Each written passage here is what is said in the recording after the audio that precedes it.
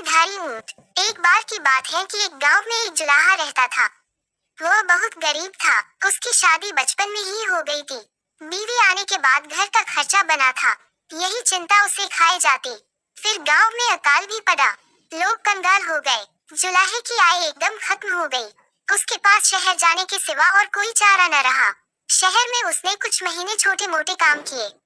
थोड़ा सा पैसा अंटी में आ गया और गांव से खबर आने पर कि अकाल समाप्त हो गया है, वह गांव की ओर चल पड़ा। रास्ते में उसे एक जगह सड़क किनारे एक ऊँटनी नजर आई। ऊँटनी बीमार नजर आ रही थी और वह गर्भवती थी। उसे ऊँटनी पर दया आ गई। वो उसे अपने साथ अपने घर ले आया। घर में ऊँटनी को ठीक चारा व घास मिलने लगी तो वह पूरी तरह स्वस्थ हो गई और समय आने पर उसने एक स्वस्थ ऊँट बच्चे को जन्म दिया। ऊँट बच्चा उसके लिए बहुत भाग्यशाली साबित हुआ। कुछ दिनों बाद ही एक कलाकार गांव के जीवन पर चित्र बनाने उसी गांव में आया। पेंटिंग के ब्रश बनाने के लिए वह जुलाहे के घर आकर ऊँट के बच्चे की दुम के बाल ले जाता। लगभग 2 सप्ताह गांव में रहने के बाद चित्र बनाकर कलाकार चला गया।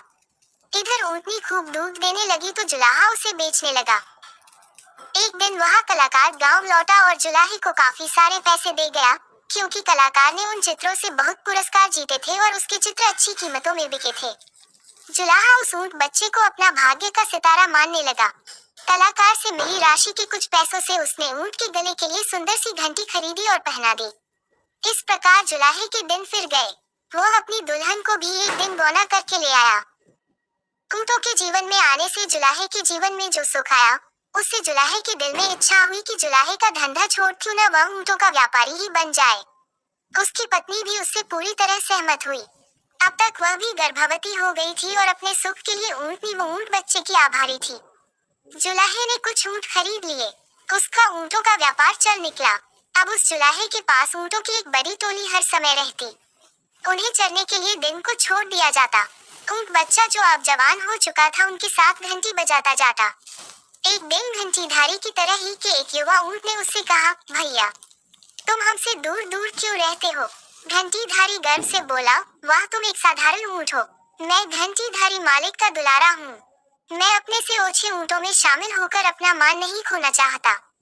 उसी क्षेत्र में वन में एक शेर रहता था। शेर एक ऊंचे पत्थर पर चका ऊँटों को देखता रहता था।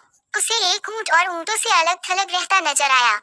जब शेर किसी जानवर के झुंड पर आक्रमण करता है तो किसी अलग थलग पदे को ही चुनता है। घंटीधारी की आवाज के कारण यह काम भी सरल हो गया था। बिना आंखों देखे वह घंटी की आवाज पर घात लगा सकता था। दूसरे दिन जब ऊँटों का दल चरकर लौट रहा था तब घंटीधारी बाकी ऊँटों से 20 कदम पीछे चल रहा था। शेर तो घात लगाए बैठा ही था। घंटी की आवाज को निशाना बनाकर वह दौड़ा और उसे मारकर जंगल में खींच ले गया। ऐसे घंटीधारी के अहंकार ने उसके जीवन की घंटी बजा दी। सीखा, जो स्वयं को ही सबसे श्रेष्ठ समझता है उसका अहंकार शीघ्र ही उसे ले डूबता है।